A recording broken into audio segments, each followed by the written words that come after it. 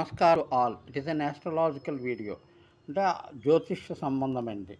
రాహుగ్రహము మీనరాశిలోనే ఉంటూ చరిస్తూ ఉత్తరాభాద్ర నక్షత్రంలోకి రాబోయే జూలై నెల 8వ తారీఖున ప్రవేశించడం జరుగుతుంది.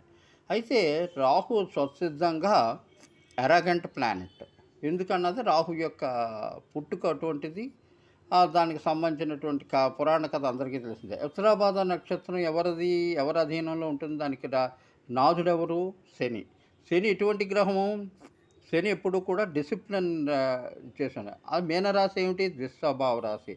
అయితే ఈ కాస్మిక్ 12th అంటే వ్యయరాశి. ఈ వ్యయరాశిలో శని బాధ్యతాయుతమైనటువంటి గ్రహం కనుక బాధ్యతాయుతాన్ని రక్షిస్తాడు, క్రమశిక్షణను గౌరవిస్తాడు.